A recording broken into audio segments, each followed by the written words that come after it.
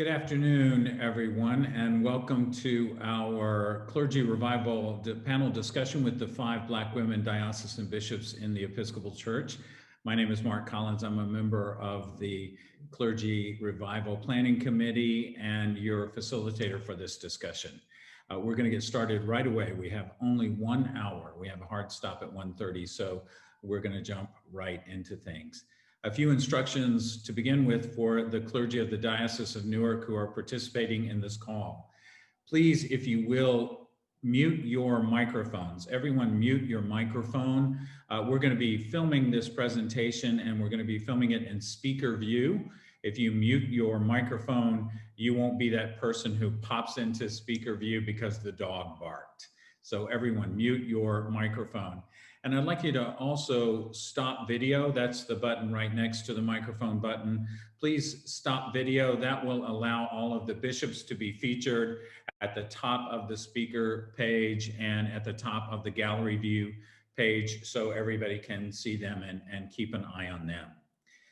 After the bishops speak for a few minutes, we're going to have a question and answer session. I want you to enter your questions in the chat feature, as we've often done, but send those questions to me, Mark Collins.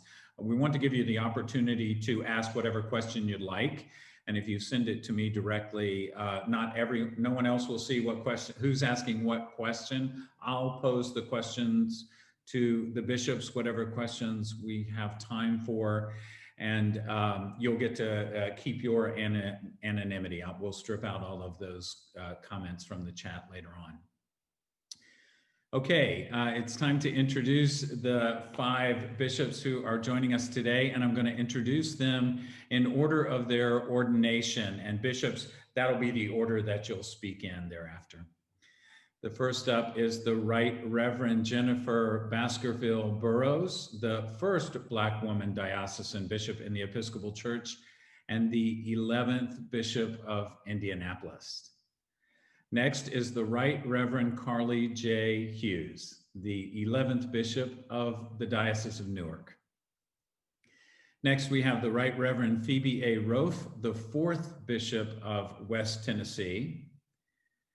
Then the Right Reverend Kim Lucas, 11th Bishop of Colorado, and the Right Reverend Dr. Shannon MacVean-Brown, the 11th Bishop of Vermont. Bishops, you've been asked to speak for 3 to 5 minutes by Bishop Hughes on what you've learned, what you hope, what you think about ministry during this time. I'll act as a sort of timekeeper for you and give you the 1-minute signal when you get to 4 minutes and the time's up signal so we can have time to hear from all of you. And just follow on the preceding bishop when the time comes. Bishop Baskerville-Burrows, you're first. Welcome to the Diocese of Newark, everyone. Well, thank you. I have to say, before all of you have taken your pictures off and went to stop video, I just went through the gallery because, you know, Newark is home in so many ways. I was thinking about, as I was preparing to be with you today, that it was 20 years ago that I was serving there, which is a stunning number. And I'm glad to see so many familiar faces still. Shout out to St. Peter's Morristown and folks who are from there or who have served there. That's a place of deep importance. I've got pictures of it in my home to this day because we were privileged to be married there. So it's great to be with you. And I will start off my remarks by saying that my time in the Diocese of Newark is probably deeply linked to my episcopacy now. Having been brought up in New York City, serving and ordained in Central New York right before I came to the Diocese of Newark in 1999, I remember my first diocesan convention. And I'm pretty sure maybe Elizabeth Caton was at the next table or something, but it was Jack Spong's last convention. And I remember thinking, oh my God, these people are fierce. I mean, it was not like Central New York. It's just a little different. And I think it had to do with the kinds of issues and resolutions that were being wrestled with and the ways in which in a lovingly and fierce way, people were willing to talk about what really mattered. And so that imprint, has stayed with me in lots of different ways, because it was the first time I saw the church and community really wrestle with things of importance to not just the institutional church, but the whole world.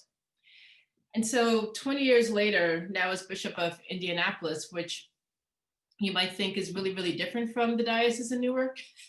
But I will say this: Indiana is not New Jersey. Indiana is Indiana. And yet the Diocese of Indianapolis, what made me really attracted to entering the discernment process for this position, for this office, was that there was this fierceness about naming some things that came through in the profile, and that continues to come through in my conversations as I lead now, that are truthful and are about things that really matter. And, we don't have it all locked up here. There's a lot of Indiana nice that happens in the state of Indiana, but the Episcopal Church, wherever it is, and I mean, it could be like St. John's, Washington, which is literally in the middle of a whole bunch of chicken farms in the southwest corner. And like, if you're going to be about transforming lives, about everybody belongs, everybody, then that's where you're going to go. And so there are these little bubbles everywhere. And so what I've found is that the moment we're in now, where we have the pandemic of COVID-19 layered atop the pre-existing condition of systemic racism and white supremacy in this country, and a place like Indiana, where the Ku Klux Klan is on record as having ruled the state house for a number of decades, like that, people just talk about that like they talk about the weather. It's just a fact. So now we're trying to double down on those concerns, because we believe, deeply tied to our baptismal covenant, we have to be about dismantling the oppressive systems that keep people marginalized, poor, invisible, all of those things. And when I think about what makes me hopeful for the Episcopal Church generally, it's that I find that we are actually not, we're less and less nominal Christians. And I don't mean that as a knock on people's faith. People have been faithful for years, but we've been less willing to risk some things because of our faith. And I believe our baptism calls us to risk, because that's what Jesus did, and invited us lovingly to serve in a way that would be hard and transformative. And so I think the Episcopal Church generally is getting some clarity about that the trappings of the institution are less important actually than the transformation of the world, so that it looks closer to God's reign, and that we have to give up some things as the church in order for that to happen. And so we're questioning issues of privilege and access, and who has and who doesn't, and why is it so systemically the case that we have such disparities. And we're doing it not just because it's what good people do, but because our baptism calls us to do that. So having conversations about things that matter, because we know that the things that if we don't talk about them, then we get stuck and nothing changes. So there's a through line for me personally, as someone who was formed early on in my priesthood, about how to talk about the things that matter, and to understand that justice is orthodoxy. It is not something that's a sideline to what we do. It is central to what it means to be a Christian, and to be working for God's justice in the world, and to not be ashamed to talk about that, and to surely not be ashamed to step into that work, even if it hurts a little bit. And the more that we can gather around us who are willing to have that conversation, both within the church and outside of the Episcopal Church, the more I think we'll be walking in the way of love that Jesus calls us to. And so it's an exciting time to be leading and to be loving in the name of Christ. Thanks for having me today.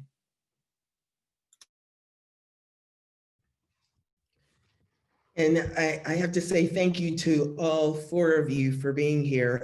I every time I see the four of us, the five of us, when I see the four of you and I'm one, I still go, this is the Episcopal Church. And what a moment. This is the Episcopal Church. So thank you all for being here. I'm really, really grateful. So the time that we're in, I am keenly aware that we bring all that we are and all that we have been into anything that we are doing at any given moment. And I so often hear my mother's voice, who would always, I would hear her describe me to other people. Even as a kid, she would say, "Oh, Carlye always has a flock." That having that sense of community has always been important to me, and that there's always these relationships that are around. And I don't have to be in every single one of the relationships, but I want to make sure that no one is left out, that no one is sitting outside of things, that everybody has a part. And I don't necessarily think everybody is meant to be each other's best friends, but that we are all connected in some way. And when I look at this particular time that we're in, I'm so aware that of the deep connections that we have with each other, and that the force that works against those deep connections is not of God. And that we are standing in the midst of that battle of the force of God connecting people, and the force that works against God doing everything possible to obliterate those connections. And in this moment, in this particular diocese, with that, the thing that I see is what we bring in those connections is something that is life-giving, that gives people something to stand on and a foundation to work from. And that with that foundation and with that sense of strength of coming from others, with others, and to others, that it gives us the ability to take on the challenges of the time. These are deep, deep communities that we are serving, and people who come into them, even if they come in brand spanking new, part of what they're attracted to is, of course, Jesus Christ, but part of what they're attracted to also is all those connections, that people are in incredible need of having those connections. And so I've been saying for a while now, everything we need to do ministry, we already have. Everything, even in this time, everything we need to do ministry, we already have. And the bulk of the reason that I say that is because we are the ministry, not just us, but all the laity, all the people, that who we are as individuals, our ability to work with each other, to love each other, to know each other, and to care for each other, that gives us the ability to go out and do this ministry. And the thing that I think I have seen time and time again, I do all those calls with the laity, is how anxious, how hungry, how energized and focused our lay people are to dive in and do work around justice, work around dismantling racism, work around confronting, learning about white supremacy, confronting white supremacy. And we've got some of those people who are always going to react to that in a way that is negative, but they are so small compared to the number of people who are excited to jump on board. And we've been talking with people for 2 years now about their call to ministry. So the challenging part, I think, for us right now as clergy in this moment is to trust our laity, and to empower them and deploy them and encourage them and send them out there to do the work. I find that they really are ready to have hard conversations. And they don't want to just have the hard conversations under the roof of the church, that they're ready to engage on a bigger level, and not simply a level of protest, but how do I engage with this with City Hall? How do I engage with this at my police department? How do I engage? So they're ready to go and do that work. And it's not just that they're ready to do that work, they're ready to do the work inside the church, next door to the church, around the church, that they, something about this time, this pandemic, that could make people feel completely helpless, has made them feel that there are things that they are called to do. And their sense of call, and admittedly, we've done the work, so we shouldn't be scratching our heads about why they feel this, but their sense of call is as strong as the sense of call any of us felt headed towards ordination. I think that if we can accept the gift of their call, that if we can allow them to stand in areas that we may not be used to them standing in, that we might find ourselves turning into the church that God needs us to be going forward. I'm really aware that most of the clergy are exhausted, and we've still got a long patch in front of us. And if we keep pushing everything uphill the whole way, we're going to get to the other end even more exhausted than we already are. And there's a limitation of the kind of ministry that we will be able to do. But if we can let the laity move in and take on fully their share of this, then I think we all might have something to celebrate eventually. And I keep remembering that moment in Bishop Curry's conversation with us, where he said, he talked about at the very end about he felt like his role was to diminish so the other people could step fully into their ministry. And I thought, well, the first time I heard him say it, because obviously I was there and then I've seen the tape.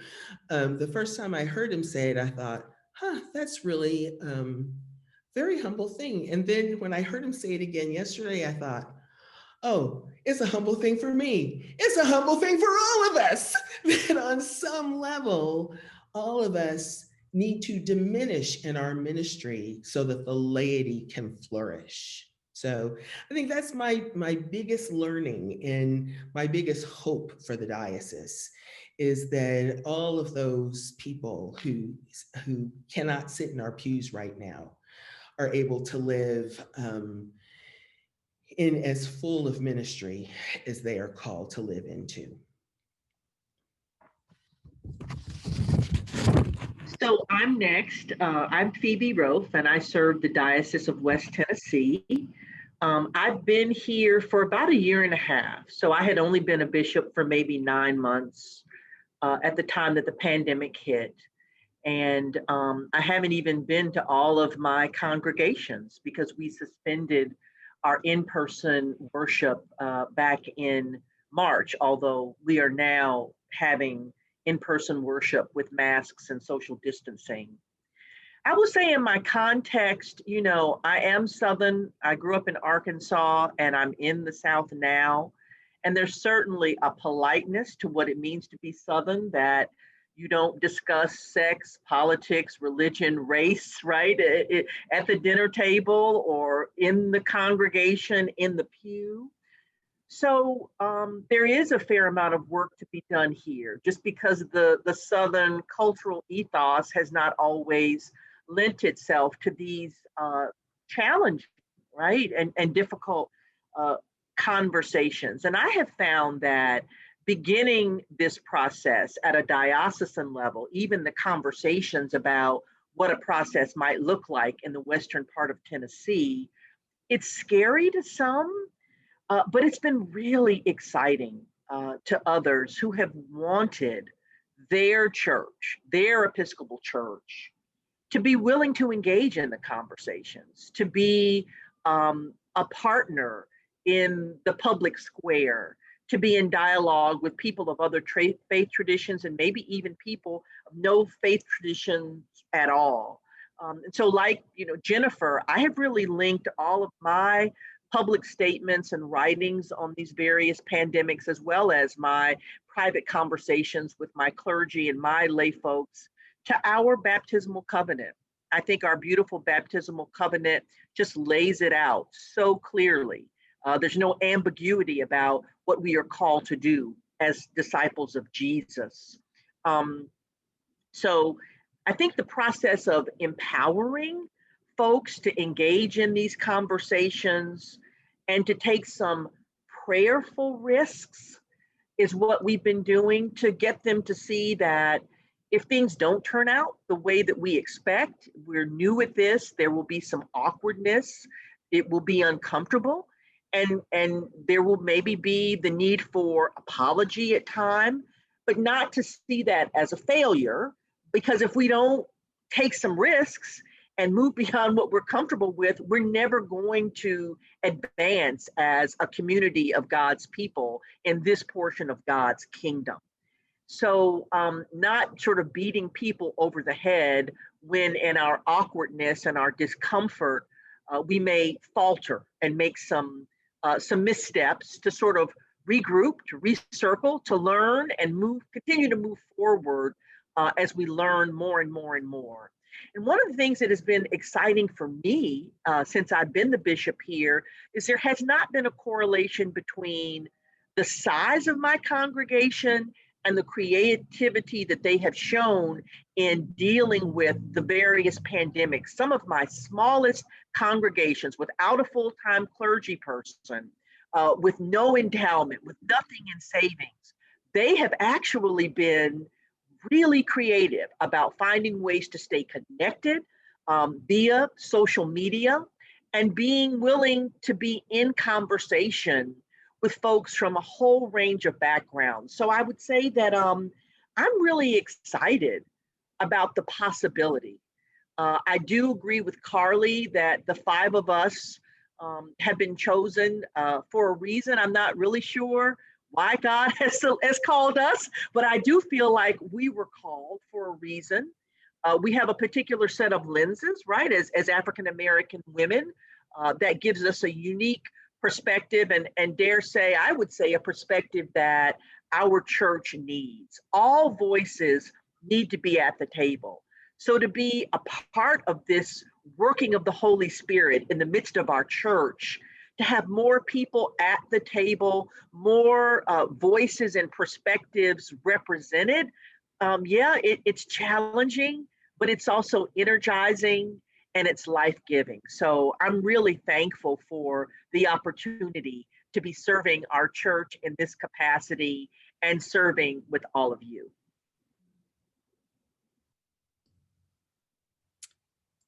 Greetings, everyone. First, thank you, Carlye, for the invitation, and I bring you greetings from the Episcopal Diocese of Colorado. One of the things that I have learned is Colorado is a unique place, and it's the challenge of community to try to get people who moved west to get away from people, to convince them that they actually need people, right? They need people, and we all need people. And I echo what my sisters and colleagues said with regards to how we live our baptismal covenant. One of the things that I have emphasized in my very purple state, and when I say purple, I don't mean that there's some conservatives and there's some regressives. What I mean by purple is, I have one member of the church here who is a member of the NRA and PFLAG. Right. So this is kind of the environment in which we live. And, I tell everybody who will listen, Black Klansman was here in Colorado Springs, right? This is the context in which we find ourselves. And one of the things that has become clear about this pandemic's effect on our life is that it is pushing us as people of faith to get real about what our baptismal covenant says. It is pushing us to evaluate and do a lot of self-interrogation about whether or not we actually believe that all means all. When we say we will seek and serve Christ in all persons, does all mean all? And how do we live our faith? So that faith, I feel in this time, is evolving from something that we give assent to something that we actually figure out how we have the courage to live. And in that space, I think the Holy Spirit is doing great and amazing things. And I think in that space, we can sort of get rid of the false dichotomy of personal piety versus social action. We can recognize that Jesus doesn't say that we should be prayerful or help our neighbor, that Jesus understands that we're supposed to be doing that together all the time. I'm going to steal a word from one of my male bishop colleagues who says, justice is just love in street clothes.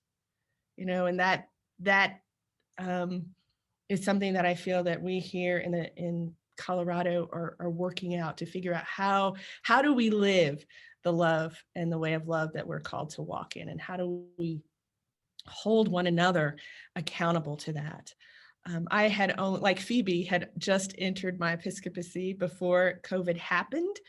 And before that happened, the Office of the Bishop Staff was reading a book called Canoeing the Mountains. I highly recommend it. It talks about how to do ministry in uncharted territory. And I think, we were on treading the edge of the map very delicately, and we have been for a few years. And I think COVID has just sort of shoved us off and exposed the weaknesses in the fissure and in our own community and our own understanding of who we are. It's been clear to me that we've emphasized the sacrament of the table maybe more, and emphasize the sacrament of the word maybe less, and maybe this is a time for us to retool and balance that a little better. And I think we're also in what one of my wonderful lay folks called an Oregon Trail moment. And he described it this way. He said, when you leave St. Louis, Missouri, you might think that you need your great aunt's piano. And then you get to the Rockies and realize that piano is going to keep you from passing over the mountains before the snows come. And you get there and you realize that probably the best use of that piano is to chop it up into firewood so that you can feed your family. And there's a lot of grief around that decision. There's a lot of pain in that decision, and you might cry by that fire. But the truth is, you couldn't make that decision in St. Louis. You have to make those decisions when you come to those Oregon Trail moments. And I think we are at one of those moments, and there are going to be things that we're going to have to let go of as a denomination, as a community, and it's going to be painful. And I think we will be in a better, more fully orbed experience of who we're called to be as disciples afterwards. So thank you. Well, thank you all for this opportunity to be together. And Carlye, my sister, I don't have any blood sisters, and I never wanted any, but I am so grateful that God has given me these sisters to live out this ministry with. So I realized just now that I've spent more time in the pandemic than I had being a bishop outside of the pandemic. Like barely 5 months in than we were like we are now. And, and I knew being the last one, everybody was going to say everything that I've thought and learned. And right now I'm preparing for our convention and for some new initiatives in our diocese. And I thought it was sort of funny that people will really, this is such a white state. There are no other clergy of color in my diocese. I'm it. And it was surprising that, they would choose, me to come. And it signaled to me that there was something that they knew they needed to be doing. And, we all thought that, and racism was not at the top of our list in dealing with that. Just thought we would explore more what it means to have, to do mutual ministry and how, how we work with part-time priests or bivocational priests and how that looks. And, but spending a little bit of time, I realized, wow, we've been doing some things that are not necessarily helpful to our ministry as a church. And I don't just mean us as a diocese, but, we've chosen some models as a church that are just sort of, well, this is the best we can do. We'll just sort of do this. And, as years have gone by, we just do it a little harder and think, yeah, maybe that will work. And so starting to have these hard conversations about what it looks like to actually have shared ministry. And as I've begun to dig in, people were much more happy about talking about racism than that. So that tells you something about, what we're facing. I mean, there's so much energy around that, and really, there's so little diversity that people don't have to. I mean, they don't have to do that work, but it is something that they've chosen to do, and that there's lots of energy around. But I'm also just struck by the importance of clergy leadership and our commitment to mutual ministry, and how that actually is decentering clergy. If we do it well, and if we allow people to develop the gifts and invite them to do things that they hadn't done before, because we're the ones always doing them. And so I guess, part of my new commitment to myself and to my clergy is encouraging them to really understand that if we're going to do church differently, that it's also going to require for them to lead and not, just be comfortable with the things that we've always done as church, things with the sacrament and that having its highest place as opposed to teaching and scripture. And I keep thinking about Jesus after feeding the 5,000 and all that expenditure of energy, and then going off by himself to pray, and then inviting I better talk faster, and telling the disciples, go on, get in the boat. And then Peter saying, when he saw him walking on the water, if it's really you, tell me to come to you. And in the middle of a storm and everything against them, he stepped out and further into the storm towards Jesus. And when things got more difficult, he called on Jesus to help him, and Jesus was there. And I think that for us, to be the church that we're supposed to be, and that the world needs, we need to sort of lean into that storm and trust that Jesus will be there, and Jesus will lead us and call us out and hold out his hand to us. And some of the anxiety we have about the future, I think, will also lessen, and we'll be much more creative and faithful people. Thank you very much, bishops. Thanks very much. We have a few questions. Folks, Diocese of Newark clergy, don't forget to enter your questions in the chat window. Direct those questions to me and I'll pose them to the bishops. First question is picking up on Bishop Lucas's Oregon Trail example. You talked about that piano in St. Louis that becomes firewood in the snow. It's a question that Bishop Hughes has asked all of us.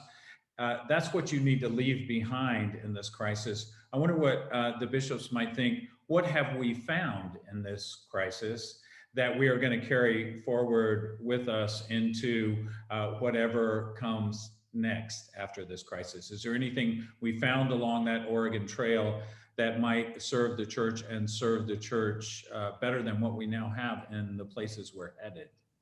Jump right in whenever you'd like to speak.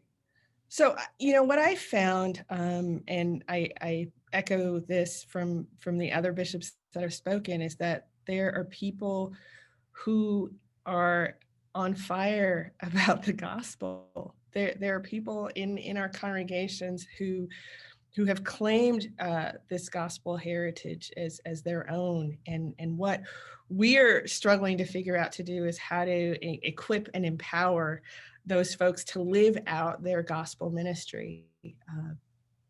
We have been pondering the idea that when Jesus sent the disciples out, he sent them out as simply as possible.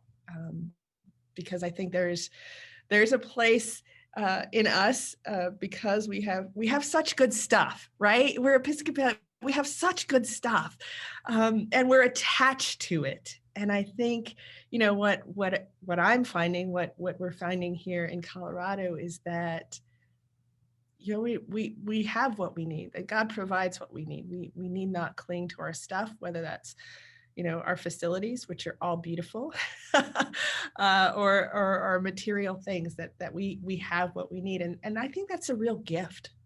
I've experienced it as a real gift.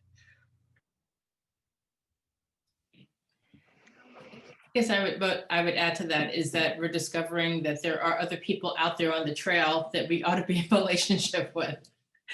And I think it's not unlike the attachment to stuff. Like, I think the Episcopal Church, as far as I've known it, has been wanting to say, well, we know those other folks are doing it, but we need to do it our way. And so we have to duplicate. And now we're discovering that actually there's a lot of wisdom out there. And as we try to address the most urgent needs of the world, I think the levels and commitments to collaboration have increased, or at least the willingness to go and have those conversations with others who are doing it and to say, hey, why don't we actually see what they're up to and support that? And I don't think that's coming out of a position of weakness, but out of, there's going to take a lot of us to get this done. And actually, there aren't a lot of us Episcopalians, so we really ought to be out there joining forces with those who have some really important things to say also, and maybe have actually been doing it longer than we have, and we can learn some things. So we're picking up collaborators and perhaps a little position of humility.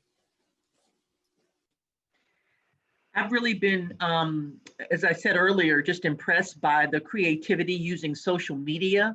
I would say when the pandemic hit, maybe only 10% of my congregations were doing anything in terms of live streaming or even providing formation opportunities or small group work via social media.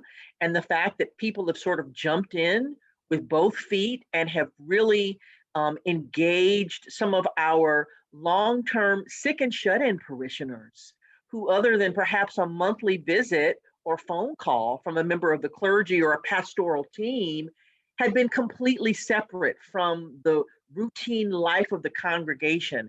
They're now tuning in on Zoom or Facebook Live for formation, for worship, for giving their ideas. So I hope that as we move into whatever our new normal is going to look like on the other side of this pandemic, that we will not lose sight of the real need to stay connected with folks who can't physically come to the buildings, but have so much to offer and are really an integral part of our communities, even though we don't see them in person on Sunday morning.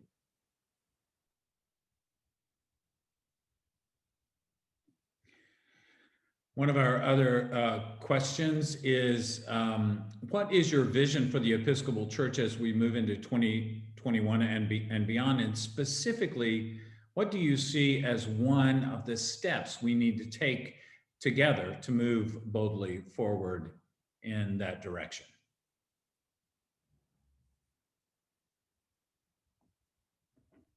Well, I don't know. I've been talking a lot about, how we spend our energy and, what are the things that are really important. And I find that, I know that I just don't have the same energy to spend on conversations that aren't helping us to be authentically the church or followers of Jesus. And, we don't have Midwest nice here, but people do have this, they love, nature, and they like, just enjoying that and being in that and not having it disturbed. And so, people's dislike of technology, and we have a mountain range up the center of the state.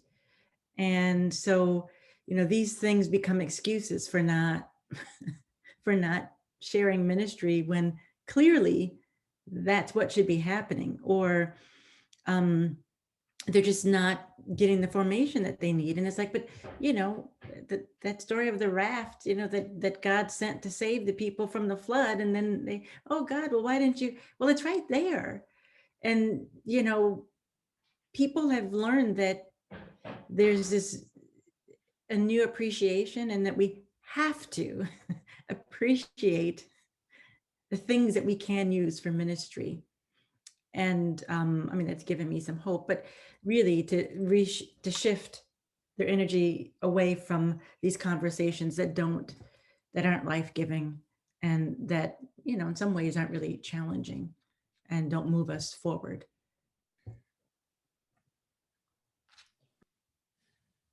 I'll just quickly say that I think the pandemic is showing us what's possible with when we have a lot of the trappings stripped away.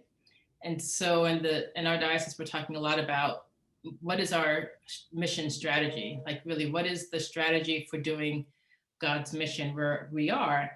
And previously we would have said, well, we have to have a full-time priest, we have to have a building, we have to have these things. And what we're finding over the last 7 months is that there is vibrant ministry, growing congregations, and none of those things, like congregations without clergy at all, are growing. Congregations without using their building are finding ways to feed people and to show up in their regions and neighborhoods in ways that are transformative. And so 2021 has us asking, what are the holy endings and new beginnings we need to be about? And looking at that at every level. What are the things that we have, because we've been mourning and grieving so many losses in 2020, we want to then be proactive. Well, there are some things that we have been given some freedom to let go and to not feel guilty about, and those things that just don't serve the mission of God as effectively, and to be okay with setting those things down so that we can pick up whatever God has in front of us. But we're learning to be a little more fleet of foot in this pandemic time. And I think that the congregations that I know I don't worry about are the ones who have continued to figure out how to nurture their community as a congregation, whatever size or configuration that might be, while also doing something that's meaningful and life-giving for the mission of God in this time. Congregations who are fretting about, oh, when can we get back in our building? How soon can we have communion wine again? Like, those are the places that keep me up at night, because it says that we are continuing to not really talk about the things that are most central at this particular moment. And I believe that there's a great future ahead of us if we can keep our eyes on the main thing. I would just like to say, one of the things that drives my folks nuts here in Colorado is when they say, oh, well, Bishop, what's your vision? I go, I don't know. What's God calling you to? Because I think that is really the question that we have to really do a lot of prayer and thought around. What is God calling us to do? Are we seeing what God is doing in our midst and recognizing what God is calling us to? And in the Episcopal Church, we've spent so many years fretting about, why are we so small? We've been fretting and envying, the congregations that have 1,000 members. And one of the things that I'm learning here in Colorado is this is a craft culture. Sure, we have Coors here, but we have hundreds of other small craft breweries that do amazing stuff. And they're never going to do it on the scale of Coors. And it's never going to have the sort of broad appeal of Coors, but for the people it appeals to, they do spectacular things.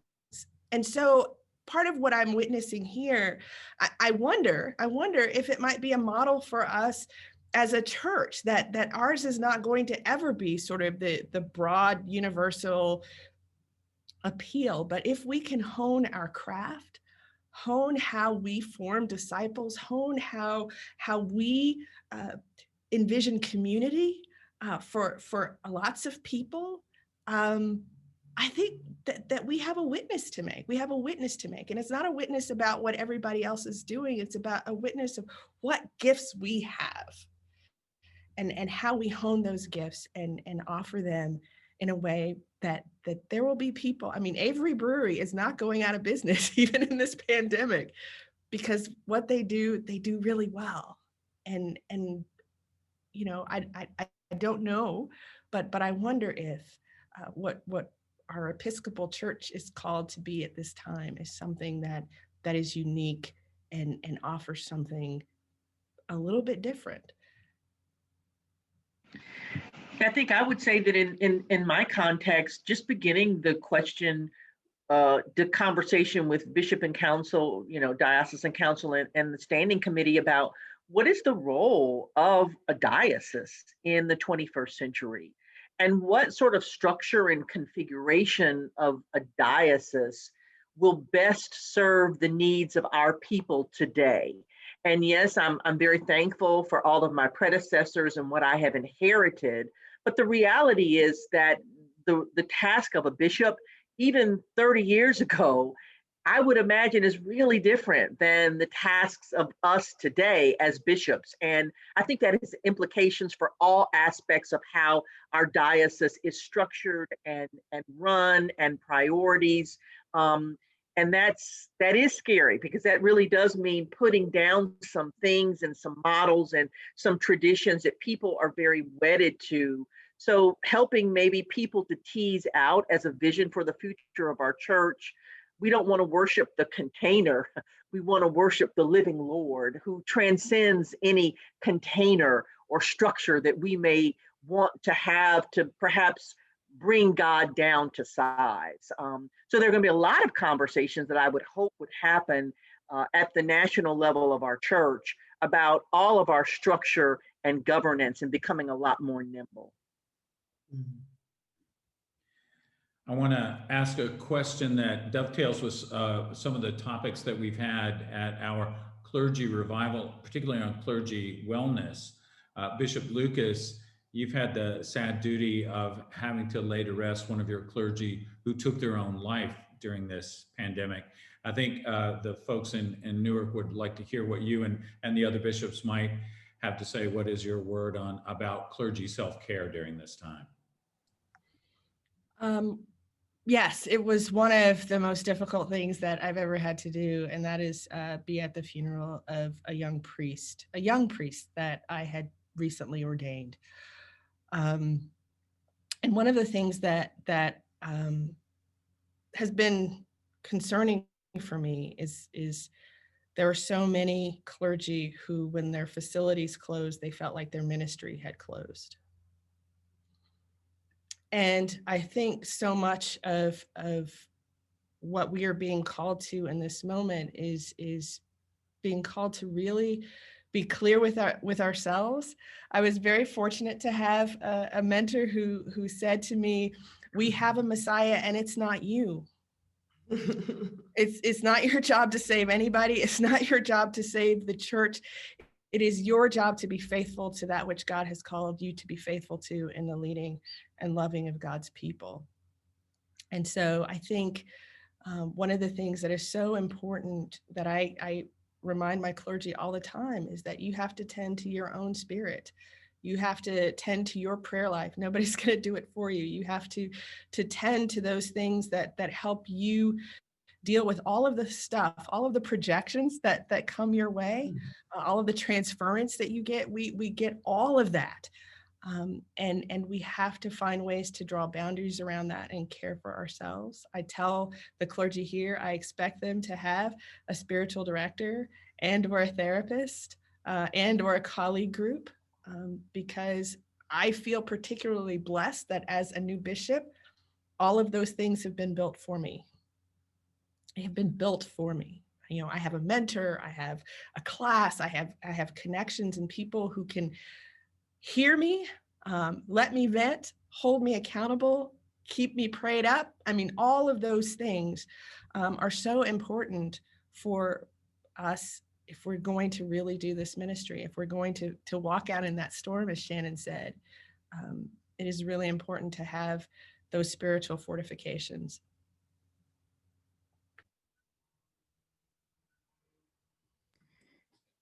I have talked with my clergy about that quite a bit. I'm sure everybody has.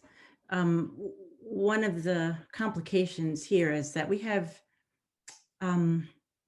currently 6 clergy serving full-time and 45 congregations. well, let me take that back. 6 people who have agreed, who, that's a covenant that they've made with their congregation to serve full time. And then the others have quarter time or half time agreements. And before the pandemic, the majority of them were serving as if they were full time. And so there was a bit of, not truthfulness between, the clergy and the congregations. And so there was this anxiety for some who were concerned about making ends meet, and also anxiety around, if I work the time that I'm supposed to work, then, maybe they won't keep me, or they won't want me. And if I don't do these things, then, how do I understand myself as a priest if I'm not every Sunday at the altar? Well, there is, nobody's at the altar right now in Vermont. And also we made an agreement at a certain point that, since some were, and a lot of our people are older, and so they really need to be mindful about the chances that they're taking. And so they all decided, no, if most of you can't, then none of us will make communion. And so having, that, the things that everyone was used to doing, having been exiled from those things, we are sort of looking differently at, how we live out our agreements with some integrity, and also knowing that part of that integrity involves making real space for self-reflection, for connection with other clergy, which again, that mountain range, has been a reason to keep people sort of isolated. And then of course snow comes, but then there's that raft of Zoom that people are saying, okay, all right, this really is, it is worth it. And so trying to, and just constantly saying, remember that, it's a spiritual practice to rest as well. And so find a way to do it, encourage each other, give each other a break as you can. And then also myself being part of that and modeling that. So when I was doing something different, it wasn't vacation, I was right where I am now. I didn't talk to anybody, I didn't email anybody. And emails after a certain hour, it doesn't happen. Even if I'm thinking, oh, well, it is 9, but maybe, no. So I, remind myself too. And yes, everyone did a sprint at the beginning of the pandemic, but this is life's work. So boy, it's so important.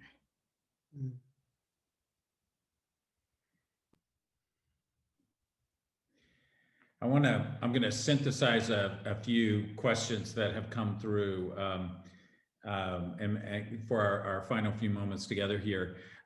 People have asked about what the word that you, as the 5 Black women diocesan bishops, what do you think your word to the church might be? Other people have mentioned that we are clearly called to address systemic racism. Many of you mentioned the baptismal covenant as being one of the things that calls us to address injustice in general, and that injustice in particular.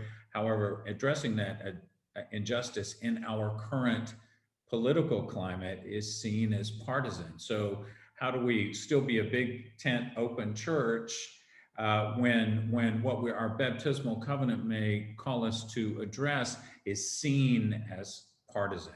And from the perspective of Black women leaders in the Episcopal Church, what's your perfect answer to all of those questions?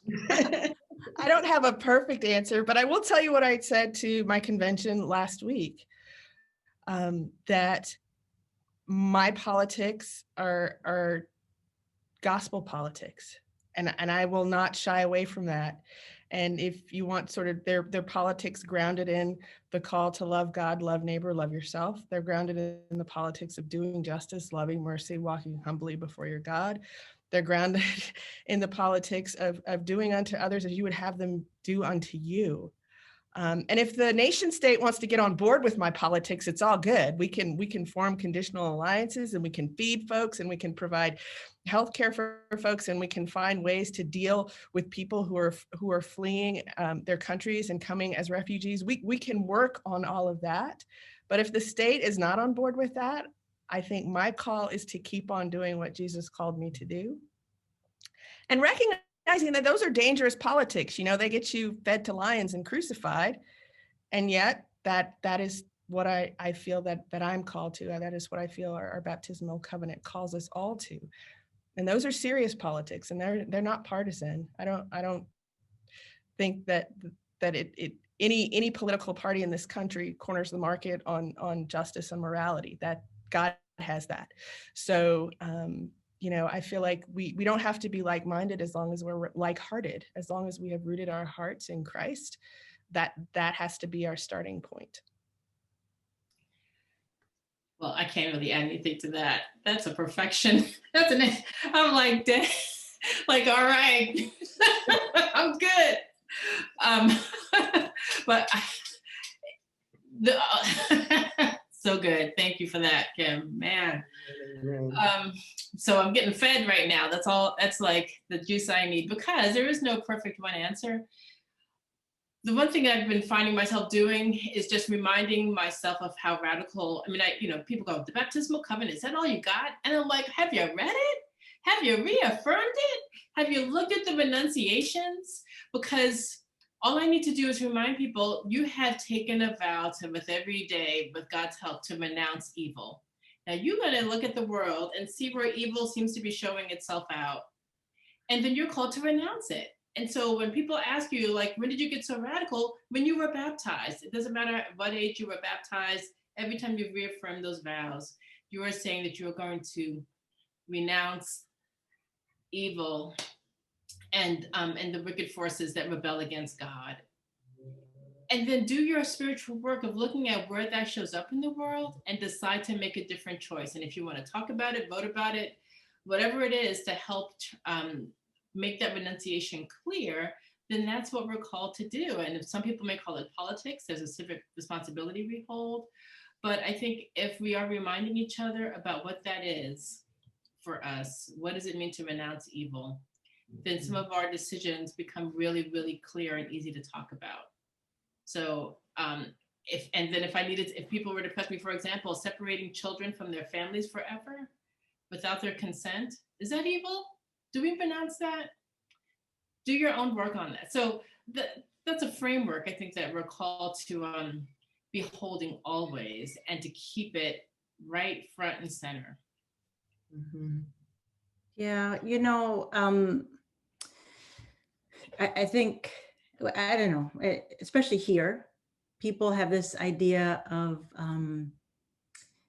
Episcopalians tend to be a bit more liberal, whatever that means.